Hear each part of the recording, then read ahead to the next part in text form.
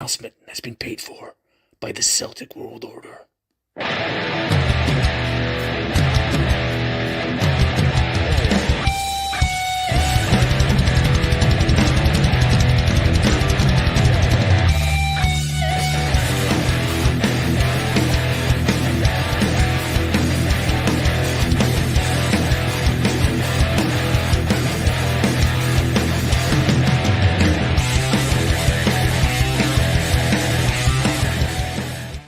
Oh, how we doing? Welcome back to Celtic World Order.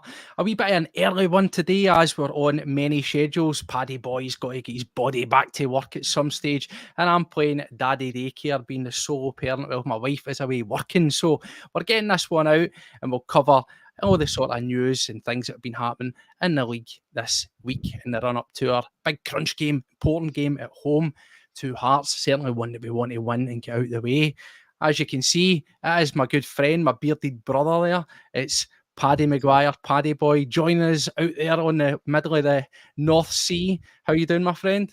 Yeah, all good, buddy. On the night shift, changing back on to days tomorrow, so hopefully. There you go. That's the absolute commitment that you get for CWO. Even when the cards are down and we're struggling, we still manage to get ourselves on here to talk Celtic. Well, anyway, as I said before, it's a warm welcome to everybody, and thanks once again for taking the time to come here and join us. As we say all the time, the operation is small. Let's get some rapid expansion. So if you like what you're seeing, you like what you're hearing, make sure if you're on YouTube, hit the subscribe. Every time we go live, you'll be notified. You'll never miss a beat. If you like the video, goes without saying, give it a thumbs up. And if you want to help us out, extend the reach a wee bit more, then give it a share. You can also get us on our socials elsewhere, which is at CWPod1888 on the old school X, formerly Twitter. And of course, if you want to go older school again, it's not quite Bebo, but it's almost there. We're on Facebook, and that's at Celtic World Order Pod. Anyway, that's it. Let's get down to business, as they say. So, Paddy, I'm sure you've seen this yourself. In terms of actual Celtic build-up, press conferences, that kind of stuff, it has been a wee bit sort of dry. But as we know, there's never a week that goes by without there being something to talk about, some controversy, if you will. And it is, of course, VAR. That's what we're here to talk about predominantly at the moment, because as it says right there, the independent review throws up the VAR application back into the spotlight. It's such an important crunch time. So that's going to beg the question before we get into the bones of it, Paddy. Is this a real bad time for these kind of things to be getting kicked up and basically questioning our already questionable referees? Aye, it is, definitely.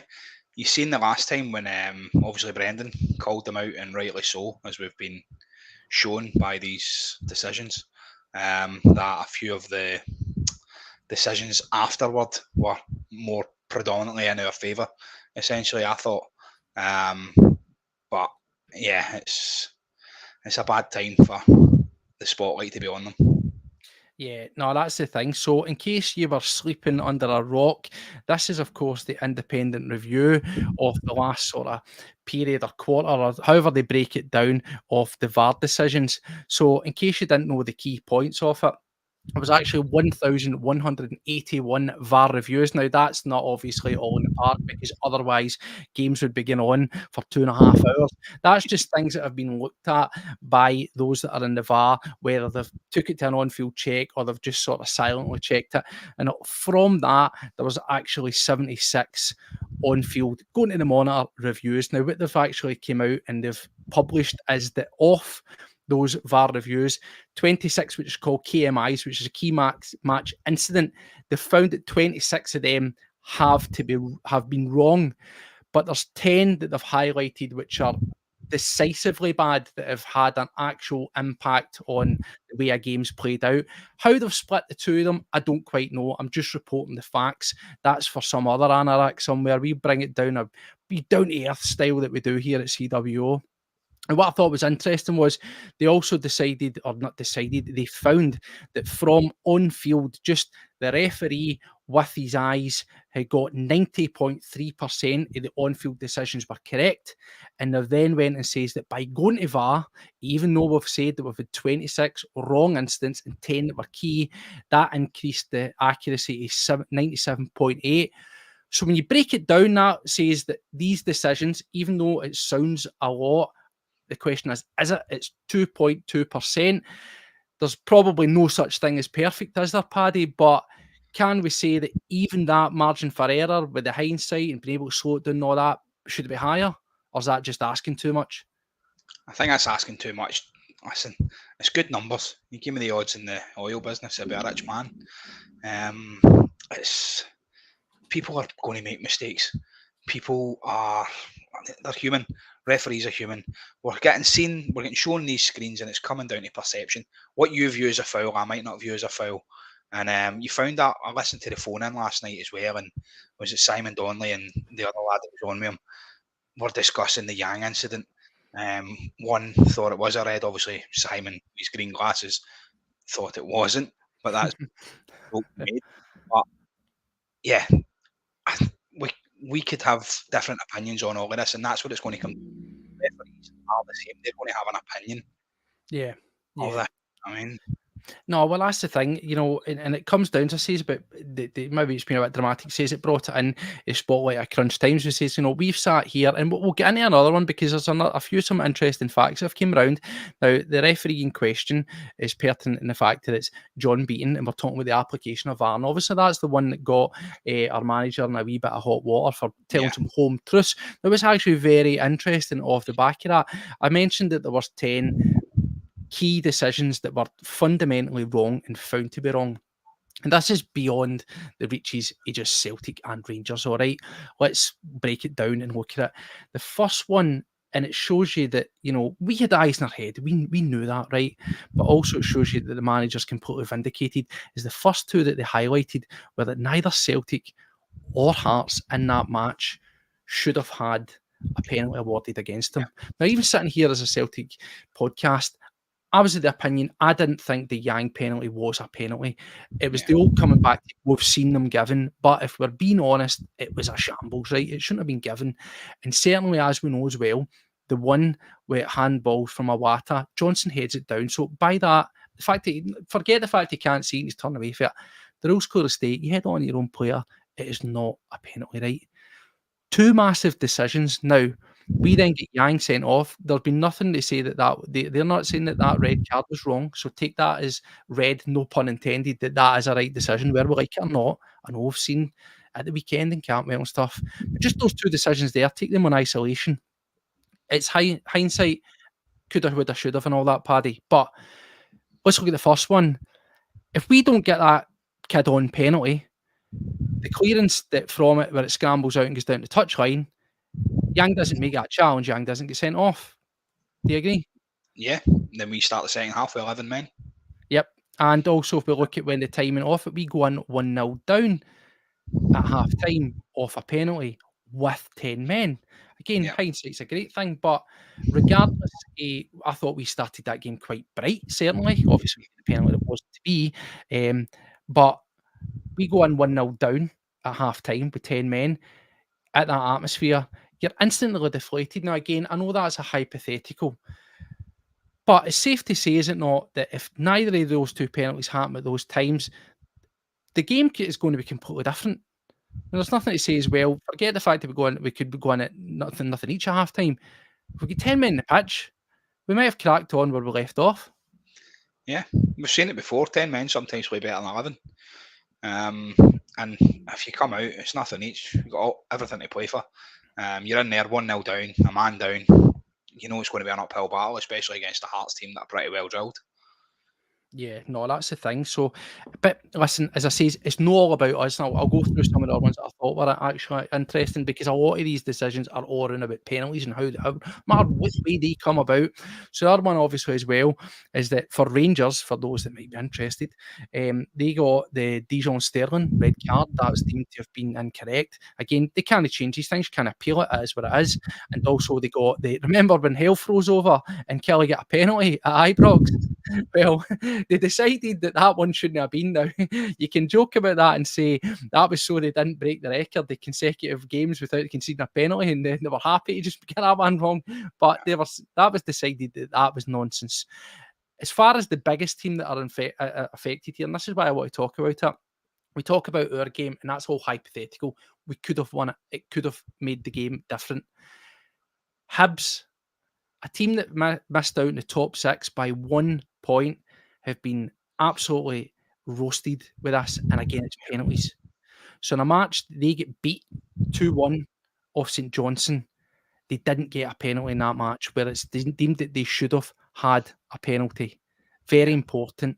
Again, coulda, woulda, shoulda, might have happened, hypothetical. They could have went on to draw that game. Vital point in the bag. The most important one for that after it is when they played Hearts, and they got a penalty against them, and the game finished 1 each. Now, for a team that's missing out in the top 6, that's vital income to a team. Let's face it, anything outside Celtic and Rangers financially isn't great. Every penny's a prisoner. You could argue every penny's a prisoner over at Ibrox, but that's for another laugh. But for teams like Hibs, that is vital, very, very vital. Yeah. And that has massively affected them. And for anybody else interested, the other one was again a handball incident, and it was Motherwell, no penalty when they lost 1-0 to Aberdeen. Now, again, that affects the bottom half, because they've got Aberdeen getting 3 points when they're essentially near enough in a relegation battle, and you've got Motherwell wanting to push on. Yeah. These decisions are not just affecting Celtic and Rangers and people saying paranoia in this. It's starting to impinge on teams' league position and subsequent earnings. So what do you think of that, Paddy? Yeah, it's bad, like you say. Smaller teams rely on that money coming in. I've seen the Hibs decisions, and for me, yeah, they're very, very, very hard done by. They should be in that top 6. I think now they have actually got the points, and they would essentially be sitting in the top 6. So a bit of justice is there, but yeah, I do feel a bit sorry for them, essentially. But yeah, like you say, it's not just about Celtic and Rangers. All the other clubs are having these horrible decisions against them as well.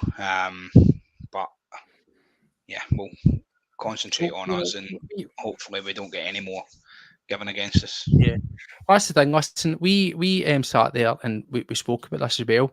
Obviously, people are saying here, and it is true. Hearts did beat us. At Celtic Park 11 we're not discrediting these results, and we're not bringing this up to suggest that we have lost matches through refereeing. Far from it. Let's be realistic here. The point where we've started to talk about it, and I'll say this as well, brother. We will be talking about it, unfortunately, because it is one of the key points that have come out. And as a Celtic podcast and a football podcast, we will contribute and talk to things. I know that everybody wants to focus on the games, and we will get round to the games, but we can't just sit here every single week, multiple times, and just rattle on about the game at the weekend. That would be awfully boring, especially when there's not much news that's come out. So I do apologise if that's not your cup of tea at this moment in time, but it is something that I wish for us to cover, and we will cover it. But yeah, as I say, it brings back into stark focus the fact of the quality of the refereeing. Now, as I say a million times, we are not sitting here and giving it the always cheated, never defeated. That's absolute nonsense and complete folly if that is your attitude with it. But we're starting to see these things, and the question I was asking us is brought it into focus, because it could affect the next 2 games. If you've got referees on VAR, you've got referees on the pitch, scared to make a decision based off the magnifying glass getting put on them, then that could have massive implications. Yeah. So yourself, Paddy, I mean, do you buy into that at all? These guys is, yep, it might be boring, Punch. I'm sorry, my friend, but as I says, we're not a one-track podcast. So sorry. So yeah, as I says, this could make implications on the game. So would you have any concerns around that going into it? It's particularly a big game there we've got at the weekend. It's Kevin Clancy. They've wheeled out Kevin Clancy. We've not seen him for a while, because it seems we were getting Don Robertson constantly. And then if we look elsewhere, we've not got guys that are beating that in the picture, but it's more likely to talk about Beaton, because it's going to come in. He's going to more likely be the referee, is he not, when it comes round to the Rangers game? When it comes to the big game, yeah. On the spotlight being on referees, the spotlight's always been there.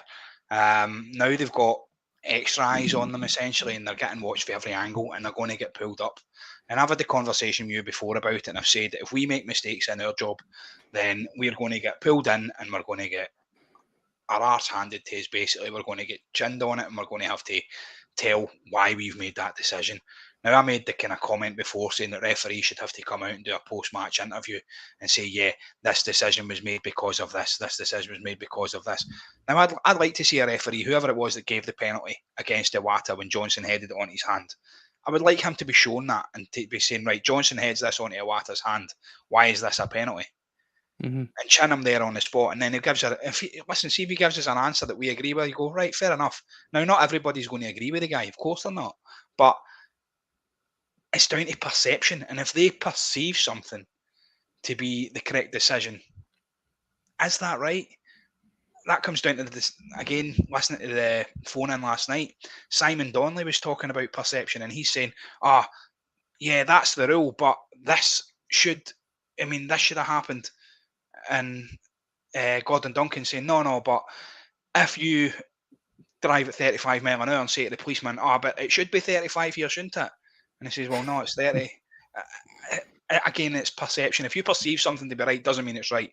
The letter of the law states that this is a penalty or that isn't a penalty or whatever. Do you know what I mean? You've got to be. The rules are there. So if the referees aren't educated enough in the rules, then it comes down to incompetence for them.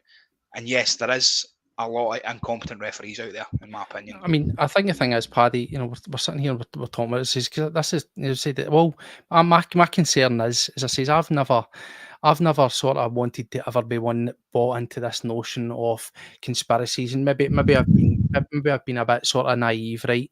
Mm-hmm. Regardless of having seen things with my own eyes over all the many seasons, and going as far back to, factual corruption, whereby there was the VAR incident and stuff like this, where you've got justification to feel hard done by from a standpoint as a Celtic supporter.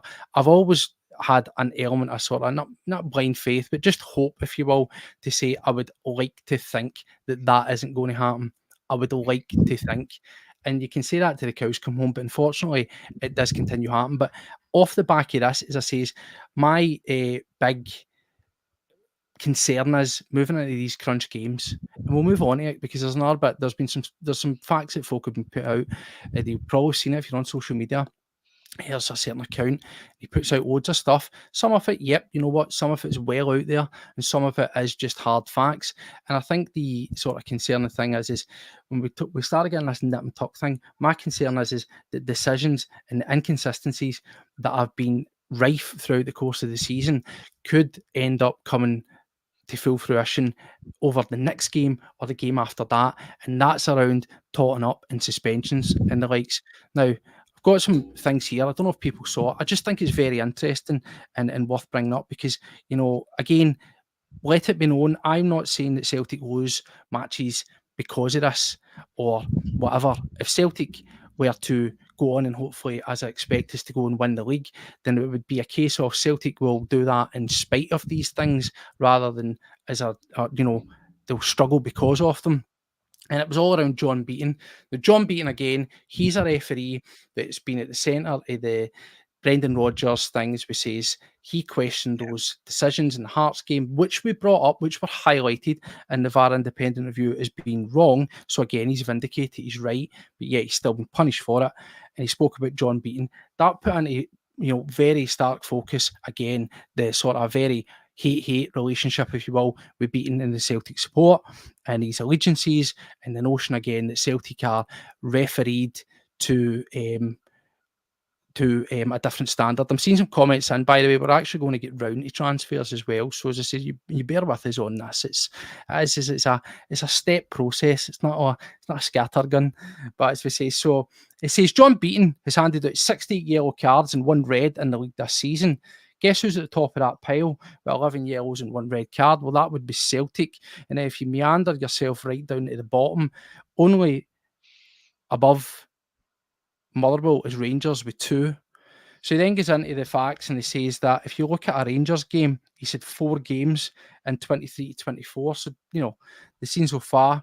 And in that game, there's been 34 Rangers, the conversion is 35 fouls to 2 yellow cards. So roughly, if he's refereeing a Rangers match, it's costing about 17 and a half, 18 fouls before he decides to get the old card out for a Rangers player. But if you look at the opposite flip end of that, roughly 55 fouls against Rangers with 12 yellows given out, which is just over 4.5 fouls to a card. Now, that there I find really quite stark. Now, he does also give the Celtic, he also talks about the Celtic proportion. I think it's actually quite interesting. It's very, very close. So he says 67 fouls for Celtic and 11 yellows, 1 red, which is 6 fouls per booking for a Celtic player in the matches that he's done for Celtic.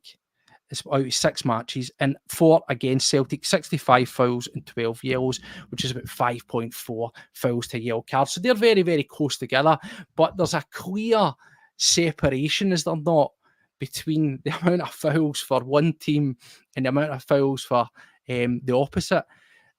How do you read that, Paddy? Is it, if he's refereeing a Celtic game, it's a free-for-all and everybody's getting a booking, but if it's another team, then he's a bit more, how will we say, cautious when it comes to one side of the two? Yeah, reading the stats, it would seem that way. I don't think we're a very aggressive team. I don't think we're any more aggressive than them across the other side of Glasgow, so I don't see how the numbers can come in. Like you say, 18 fouls per card versus 6 fouls per card, and we've got 2 games more than them on that. 67 fouls, 6 cards. It's a bit dodgy numbers, shall we say? And like we say, that's just cheating, beating. I don't know what the other referees are like, but yeah, the guy's clearly scared to yellow card somebody for the opposition. Yeah, and the thing as well is, again, the reason Beaton's coming up is because obviously he was at the centre of this, and these have all been published off the back of the independent report. And it's strange what I've seen there. You know, it's pretty clear. If you look at it just from a data standpoint, which we never really do on here, we try to do data with a sort of pinch of salt. We'll report it and we'll talk about it, but we don't read into it. We very much like the eyeball test, if you will, what we see. But what's quite interesting is looking at it, and this is why it's coming in, as it says, that my concern around the totting up, because Celtic find themselves on the sort of precipice with 1 or 2 players that could miss a game through totting up, 1 match suspension at a very vital key point. Now, the flip side of that is, as we look at the Rangers side, and we look at, I think it was Tav, Goldson, Lundstrom, a other, all cruising on anywhere between a 1 match and a 2 match ban. Now, that goes well beyond 1 game previously to the last game against them in the Glasgow Derby, yet they've still managed to cruise through 3-4 games without picking up a foul. And that then comes back to this, that in terms of the booking ratio, for Beaton, just using Beaton as an example, because he's the one that's highlighted, 30 fouls, Celtic have 5 yellow cards for that. And against us in their last 2 games that he's refereed, Celtic have been on the end of 20 fouls and absolutely 0 cards have been given out. That just doesn't seem balanced, does it? Not at all. Or believable. Yeah, again, it's down. Are these tackles perceived to be yellows? I've watched, obviously, the previous games. We've been pulled back for going forward, which you're essentially denying an attacking phase of play. Players getting pulled back, straight yellows every time. These things are the players getting a wee telling off and told to just carry on with his day. We've seen players, our wingers, getting basically booted up and down the park every time they get the ball. So much so that I think Yang's been totally off the boil because he's scared to go into tackles because he's getting snapped every time he does. So yeah, the numbers see it, don't they? The numbers. So do you think that when that comes in there, do you actually believe that? Do you buy into that notion that, I hate using it because I hate when players come out, but I always feel it's a wee bit cheap where they say we need more protection, we need more this, we need more that. Is that a case of, players just need to toughen up and get on with it? Or do you think there is an element of truth in it where it is affecting their ability to play if they feel that those players that they're up against are not getting suitably warned or penalised? Do you think it's as simple as that for a sort of mentality standpoint? If so, does that maybe say more about the player than the referee? It's a bit of both. I mean, obviously, football's a contact sport. Maybe not so much nowadays when you start looking at it. But yeah, you've got to be a tougher player, especially if you're coming up against these teams. You know what you're up against. You know, playing against teams like Dundee, St Mirren, even Hearts, your big numpty defenders are going to try and boot you off the ball.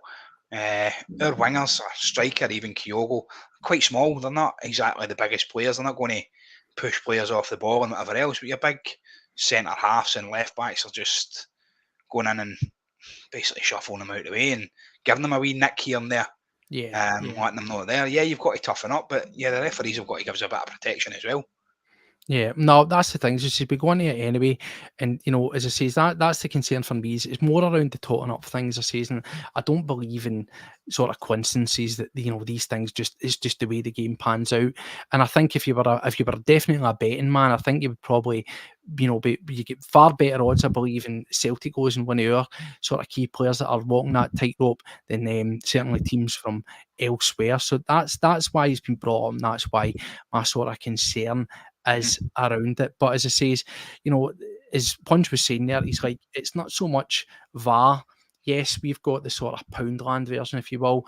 It's, for example, again, it's not a penalty in my eyes anyway, but they didn't have a suitable camera view at Hampden for the apparent Scales one that they didn't know was inside or outside the box. That's just embarrassing, firstly, to begin with. So if you've already got this sort of half-baked version of the technology, but you've also got people who are pretty tragic at doing it, then it doesn't really say much for us. And this comes back to, again, why we don't have any players, any referees. They'll turn around and they'll say he's got the FIFA on the badge, but it's a case of we don't have guys being FIFA referees in big tournaments. They're not getting Champions League games. They're not getting Champions League. They're not getting Europa League. They're not getting the Euros. They're barely getting even a qualifier. So how can we possibly bring up the standard of this? Again, do you think the idea that the problem is Scottish football is not too progressive, but I'd suggested the idea of working cross-border with English FA and things like that, where it's, sort of trading off. Your referees will be an assistant VAR or whatever for a game down south or whatever, and your guys can be brought up to a level that are maybe League One or Championship. They can be trained in VAR, so they're ready to make a step up down south. How do we enriching the quality of the officialing pool, other than that, and just saying let's make it full-time employment? It's just crazy. Like we've spoke about it, you say, is bringing in referees for other sides of the world and even other sides of the border, bringing them up, give them a chance at it. Again, these referees, we're not always going to agree with a referee, whatever the decision is as well, because it comes down to perception. What we perceive as a foul, they might not perceive as a foul, but the rules are there to be followed. And if you're going by the rule book and you look at something and the rule book states that it's wrong, then it's a foul. It's as simple as that. But coming back to the stats that you showed there on Beaton as well, if a player's committing 2, 3, 4 fouls, how many fouls do you commit before you get a card? If you're a Celtic player, 2. If you're a Rangers player, 10? Is that what we're coming at? I just think there's so much incompetence out there amongst the referees, and I think it's going to come down to training. And obviously, I would like to hear them coming out and justifying their calls. I know that's never ever going to happen, but I'm just I don't know if you saw in the sort of, again, in the news, there was this talk that there's going to be leagues are going to be looking at bringing in and using the sort of the tannoy system, if you want to call it, or the sort of thing similar to we get at rugby, where they're going to do a test run of audio dialect between on-field and off-field decisions. Again, these are things that cost nothing to do, right? It's already there. They're all mic'd up.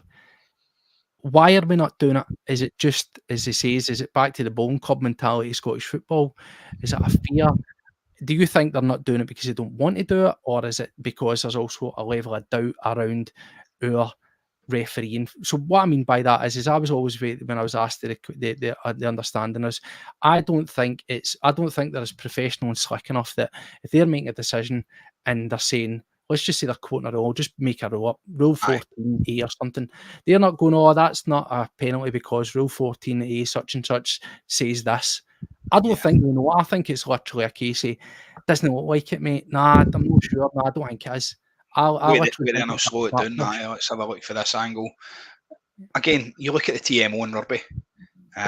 We can hear what they say. You can hear when he talks to the players. It's so much better.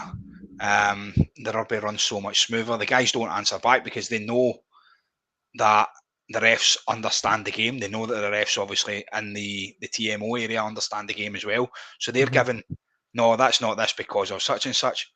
But again, it comes down to perception. Because if you look at the Scotland-France rugby game, I'm not getting onto the rugby thing, but Scotland got a try at the end of that game, and the TMO said that it was a try, and the referee overturned it. And it was, again, a poor decision, but we're always going to have these poor decisions. And I think that you can bring in whatever you want, but until you train up the referees, it's pointless. There we go. It's open to interpretation, and I hate saying that it is. It's still it's subjective, and it is up to. It just feels that I think that until we start making it their actual livelihood, I think that they've all got cushy jobs. We all know that they've got good, well-paying jobs outside it. They train 1 day a week, and they get fired into a game at the weekend. If you're a match official, you're on to £1,500.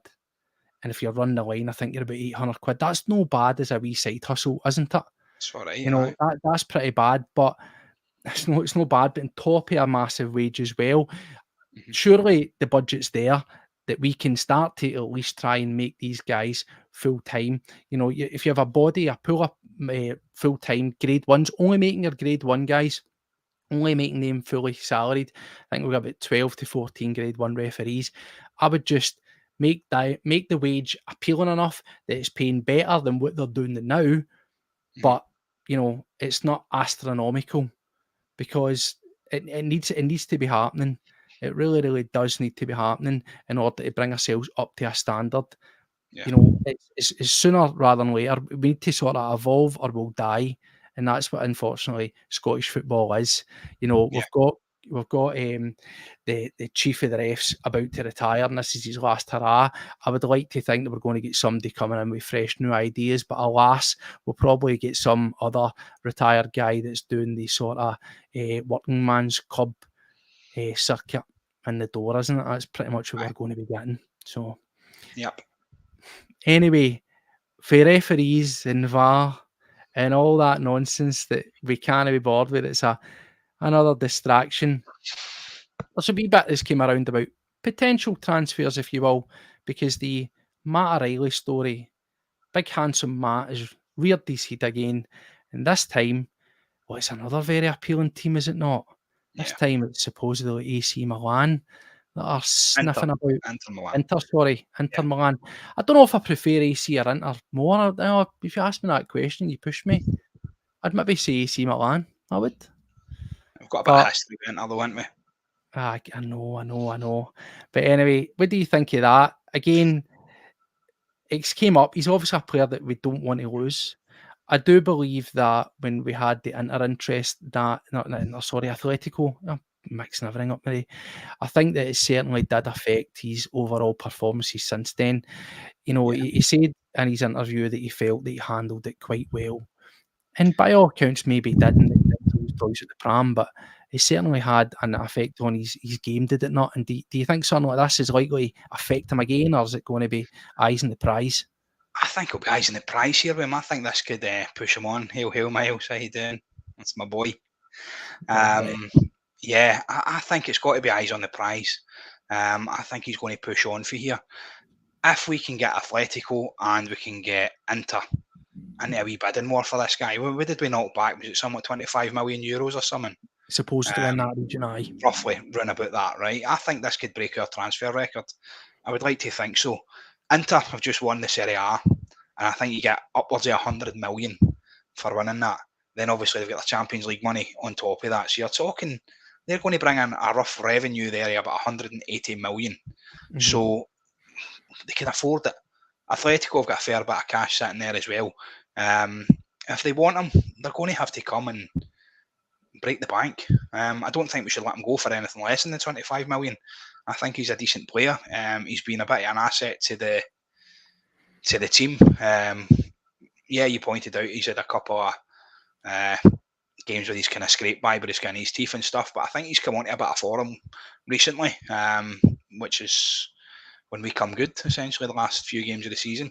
I'd like to see him see the rest of the games out, cap it all off with a nice double at Hampden on the 25th of May, and then just say, do you know what, guys, thank you very much, but I'm on to Aye. pass with you. That would be lovely.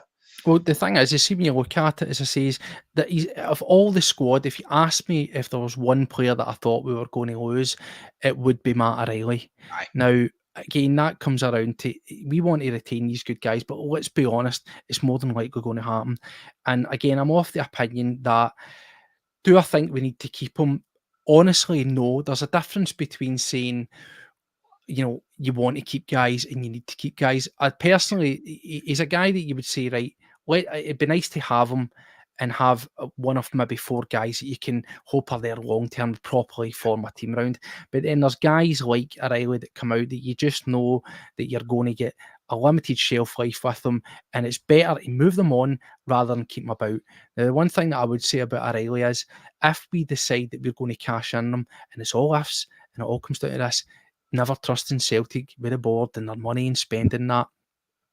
If he's going to be going, we need to be replacing him adequately. And I don't mean by buying Bernardo, because those two things are not the same animal. It would be a complete downgrade, and it would be very lazy to do that. What I would say though is, and I don't know what you think of this, is if he is going to be going almost immediately after the cup final, when it's starting to negotiate, you need to make arrangements and get him to. Because what I don't want is to be in another Edward-esque situation, get into a new season, the window's still open, and you've got a guy cutting a sort of halfway interested figure, and he's getting played because of who he is rather than wanting to be there. Yeah, no, I totally agree. He's one of the players that, for me, is replaceable. We can bring somebody in. You touched on Bernardo there being not the replacement. I totally agree with that. Bernardo, for me, is a bit part player. I wouldn't be fussed if we don't renew his loan this year. But yeah, there has to be a lot of investment this year in the squad. You said as well about players that you can't lose. Like, obviously, we can't afford to lose Carter Vickers. We can't afford to lose, in my eyes, Hatate and Kyogo. They're the 3 for me that would obviously stand out. Callum McGregor comes without saying. Jamesy Forrest, love him. Jamesy's got to stay on that. Jamesy's not going anywhere, mate. Not going anywhere. That's my 5. I'd keep them in there and just build the squad around them. Here's the thing, so obviously the comments that I brought up are saying that O'Reilly's been average this season. Yeah. I think I can understand where people would come from that. I think certainly in the early front end of the season, he was absolutely red hot, unbelievable. I personally thought he was still quite good right through to about the December period, and then he has really been hot or cold. More often than not, tepid is the word I would use. Neither hot, neither cold, just right in the middle. But he's in the picture for Player of the Year. Now, obviously, it goes without saying, if he's to win that, on top of Celtic winning the league and possibly a double, knowing that we would then be going straight into Champions League, you're talking about evaluation in a realistic world without playing, Morelos money chat and all that nonsense. What do you actually think if that was the situation? Player of the Year, a team with a double, guaranteed Champions League, strong financial footing, on paper or on negotiating table, not needing to sell. What do you genuinely think Celtic could get for him? What do you think they'd ask for, and what do you think they would get? They're 2 different things. Personally, I would say about 30. I'd like to see 30. Obviously, we've been offered 25, roughly, whatever that was, whatever Atletico's offer was, but 30 million for me should be the asking price. Like I said, I pointed out earlier what Inter Milan have just achieved and how much they're getting, so money shouldn't be an option for them. If they want them, come get them. Yeah. No, that's ones I says that this we'll need to sort of look into, and we'll He's on a cross big that bridge. contract as well, We'll isn't cro- He's still he got a has, few years left. he's one of the guys that on a long term contract, so we are in a strong negotiating thing. But I will say that I don't think that Rodgers, if he thought the player wanted to go, that he would be too vexed about the idea he just selling him. Yeah. I genuinely believe that. We've already seen Rodgers coming in and making decisions on guys fairly rapidly. You know, as we said previously, a couple example, he was happy to let him go behind in the league at crunch period and let him go out with his basically having one proper left back in the squad. Yeah. Lager Bielka, we kept him around. Why, I don't know. But again, he was happy to let him go until we got the injury. And we've seen this time and time again. So I don't think that we would keep him around. I don't think we would get the situation that we had with Edward and Ange, where he was hanging about and getting played. And that's a level of decisiveness that I want to see. But that brings up other questions for guys in our squad. Obviously, they've been brought up several times. And it's going to be, we spoke about requirement for a stronger centre half pairing. Now, Liam Scales was touted to be getting a new he was touted, to be getting a new contract. He's into the last year of his contract. Nobody really thought that we were going to be getting, he was going to be getting a new contract. He certainly, I think, played his well into the right to be getting a contract. They should be in the conversation for a contract. Mm-hmm. But then, firstly, do you think he's a guy that, for all that he's warts and all these had his ups, his downs, he has been largely successful? And I think if he was a guy that we had signed for 2 million, say he was Lager Bielka, say he was the Lager Bielka signing, but he was Scales that came for Sweden and he played, do you think we'd be having the conversations that you have had about him, or do you think we'd say, on the whole, he's been a decent signing? Yeah, you're probably going to look at him a bit different. We said before, when he come in, he was incredible. Didn't know where he'd come from. We were like, what's this? Yeah, for me, let the guy go as well. Just get him out the door and bring in. I think we need to start afresh. We keep Carter Vickers and Johnson in that defence and just build the rest around them. Don't know, you'd mentioned earlier on about Stevie Welsh possibly being linked away. Well, where do you think of him? Because he's a guy that we've decided to keep about. As I say, for me, I've always said Scales. I think he's proven himself. I think he's earned the right for a new contract. I'd maybe give him a 2-year extension. I wouldn't go down this mental route that we've done with 5 years and all that. I'd give him 2 years. I think a guy his stature, he would be happy to take 2 years. But he'd need to be on the understanding that he's going to be a guy he's not going to be a first pick.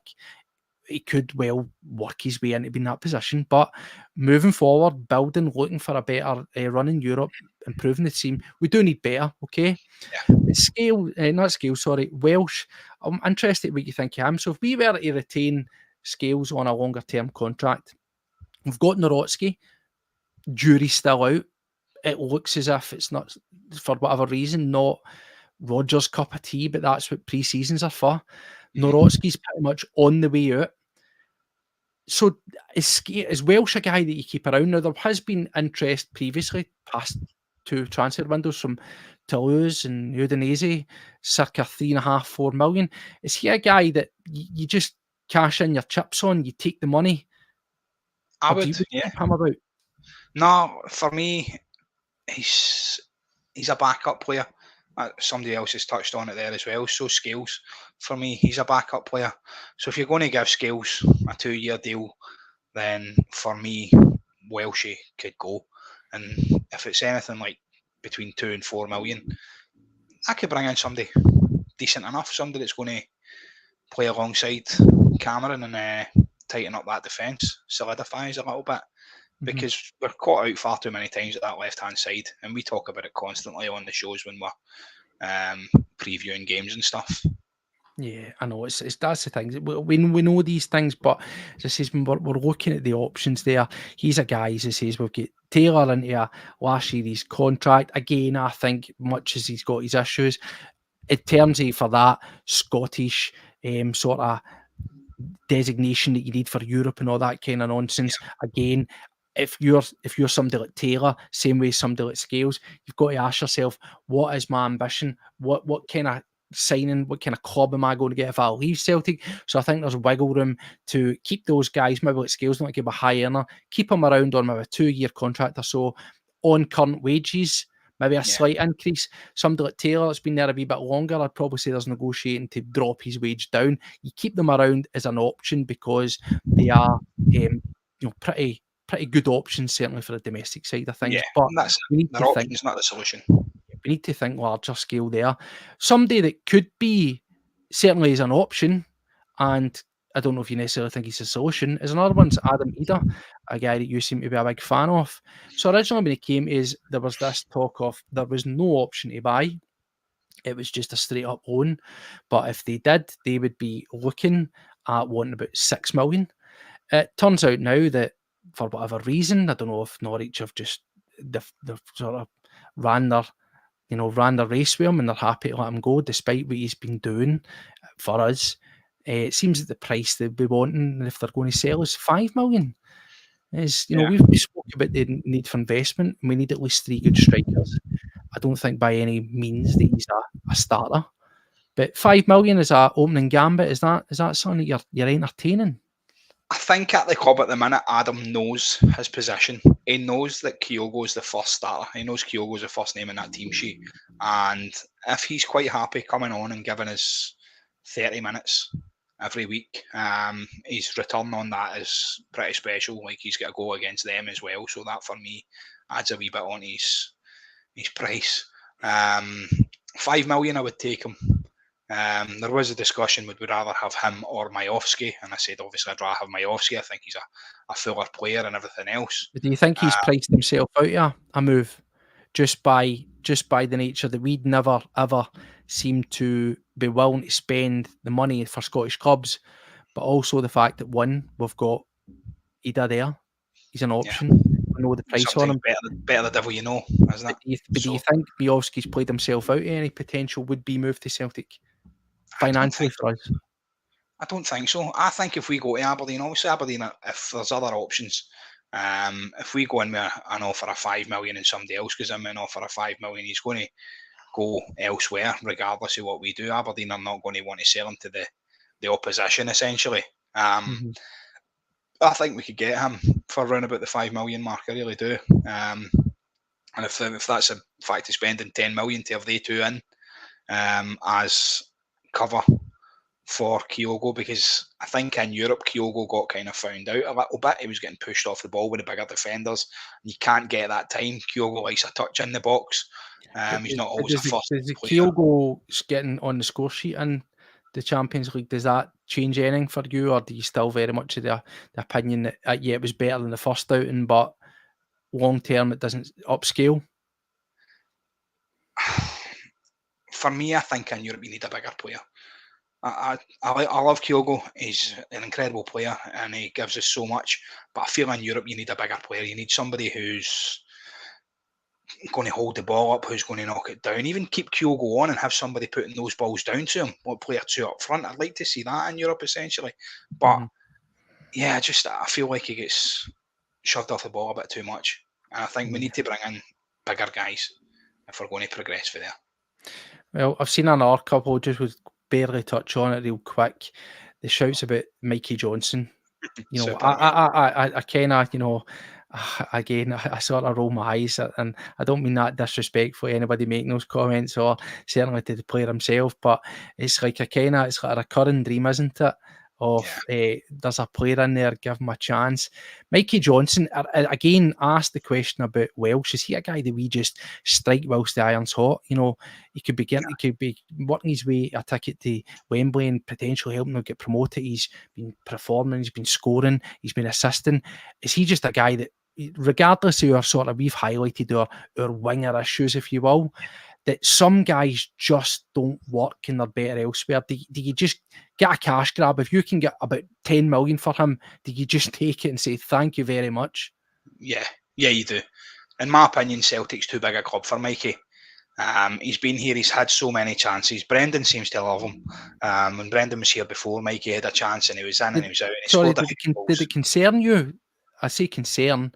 whenever Rodgers was asked about him, and he says about how he's been doing well, and the notion of him coming back, did that concern you? Would you rather try and sell rather than open a door that might not even be open? For me, he's got to go. I don't want him back, mate. He's had his chance. He's doing well down there. But for me, like I said, Celtic's too big a club for the guy. I can't see him. I can't see him doing anything up here. He's had a few chances before and he's not done anything for me. So yeah, get him out, take the money, cash grab, and invest it in somebody else. No, absolutely. I think that we've got options going in, and if we've got guys that are out on loan on the periphery, and if they're doing well, then yeah, you've got to take them. There's other guys like Boston Wow and stuff. That's what pre-seasons are for, to roll the roost over. But Mikey Johnson, I think is maybe done us all a favour and shocked us. I don't believe in sort of. I think he'll have seen the outside of the Celtic prism, and he'll have seen that, what, I can do well for myself. I can make a name for myself outside it. He might love Celtic, as a lifelong fan and what have you, but sometimes I give you looks at his head, he says, you know what, this is what I'm a professional footballer for. I like all the noise and I like all the racket and that, but see if I'm sitting on the bench and it's not working, better to move on, and that's certainly one that I would look to move on there. But we head towards, just to wrap it up, Paddy, there's a game round the corner. Big game, huge game. Massive, yeah. We've looked at the past two performances. They weren't sparkling by any stretch of the imagination. What do you think attacked for us going into this game? People have turned around and says, struggled with Hearts. They've got the better of us, home and away. It's going to be out for revenge. It's going to be G'd up. It's going to be, basically it's going to be raw emotion and wanting to put them down. Do you think that's the kind of mindset that, Celtic will have, or do you think that's not very becoming of us in terms of that's not how we play, that we don't want to go into it with anger and revenge? Are we more about sort of just focus, play your game, right your wrongs, but not in a kind of let's go and show them kind of way, just a more composed way? Brendan said it, and we touch on it every week. This is where we come good. The players know what kind of performance we need to beat them. I think we go out, we play our game, regardless. We know what we're going to get off of them. Their striker, their danger men. You're going to get the chaos ball over the top towards them. They're probably going to highlight the left-hand side. But for me, we go out, we dig in, and we've got the better, more quality players on the park, and we get the result. We dig it out. You commented on it when the fixtures first came out. This is a big one. Just before going into the Glasgow Derby, we get this 3 points across the line, especially with them then playing on the Sunday. Yep. Essentially, we was going into that with a 6-point lead in the league. I think that to me is a massive game. If we can get that across the line tomorrow, get that right across the line. Tomorrow, 2 days, Saturday, you're ahead of yourself. 2 days, sorry, because of the night shift. We get this across the line. I think that puts massive pressure on the other side of Glasgow as well. So for me, this is a big game, and I think the players will be well up for it. Have you any reservations around the game? Is there anything that's, as I said, listen, we just focus on the old cliche, one game at a time, and you've got to keep the faith, and you've got to believe that, we'll knuckle down. We never thought that after the Aberdeen performance that we'd have sort of a wee bit of a sketchy performance again off the back here. As he says, Dundee, I watched it back and it was a tough watch. It wasn't the same level of shaky and squeaky bum time as the Aberdeen one was, far from it. But again, was that just a case of a hard venue, an away game, grinding it out, different ball game, no pun intended, at Celtic Park? Is that just away nerves of a tough fixture? Yeah, I think it was. I think Hearts are going to come into the game against us with a bit of confidence. I think they'll come in and I think they'll come out straight away and try and have a go. And I think it'll play into their hands. I think, like I said, we've got the technical ability to break them down. We've got the players in there that can cause them damage. And I'd like to be confident, as I always really am, and say it's going to be a 3-1, a 4-1, something like that. But do you know what? I think they'll get a goal, but I'll go about 2. I think about 2-1. I'm going to go for a 2-1 against them. And I really think that we just need to bite down on a gum shield, as you said before, and So, go what for you're, it. so just to finish up, Paddy, what you're saying there is my reading's correct on it. Hearts have had favourable results against us. They've got it over Yeah. us, so to say. Are you trying to suggest that there's going to be almost an element of overconfidence and perhaps Yeah. maybe arrogance for their part that they've got our number? Yeah, 100%. They're going to be looking at our defence and going, look what that big guy for Aberdeen done. We've got Shankland. What's he going to do to them? He's going to tear them apart. We're just going to put balls in there and their defenders won't be able to deal with it. And they'll come forward. They'll come at us. I firmly believe that they'll come at us with that, like you said, overconfidence. And we've got the players there that will catch them on the break. I'd like to see a few early goals, possibly get Maeda in for a few minutes. That's one. We'll definitely find out. We'll definitely find out tomorrow. We'll be getting the press conferences. Usually we get a player, normally we get the manager, and it's usually a wee sort of indication of what we're going to do. So we'll find out what comes off the back of that, and I'll no doubt cover that as and when that comes out. But Maeda, again, it's all about playing your right players at the right time. Yes. If he's anywhere near fit, do you start him to try and get that burst and get the head, or do you bring him on if you maybe need a wee bit extra? If he's available, what are you doing with him, Paddy? Imagine bringing that off the bench. Imagine you've been up against, say, James Forrest, and he's been running you down to the byline, and he's been bringing you back in and cutting back, and you're just getting a wee bit tired, and it's like 65 minutes on the clock, and you look across and you see Dyson coming on. Do you know what I mean? It's going to be a wee skid mark there, isn't there? You're going to be like, wait a minute here, what's happening? I just think what a player he is to bring off the bench. If he's 80%, 70% fit, to bring him on just to get, like you say, minutes in the legs and give him 20 minutes even, I think that's a cracking impact player to bring on just to give him the minutes before the Glasgow derby, before he goes up against the serial loser. Absolutely. Well, anyway, I do share some of your confidence here. As I say, I think this game, there's going to be a complete reset for the past two matches that we've seen. We know the task. We're at home. I'm expecting the support to be out, sold out, full house, Green Brigade boys in full voice. And I reckon that, we know what everything's about. We've heard the manager. He's been very consistent in the message about getting the head down and getting it done. I don't care how the win comes about. I don't care if it's a 1-0 deflection off a defender for our favour. It does not matter. Yes, I would like to see a good performance. I'm going to stay sort of optimistic and I'll say 2-0.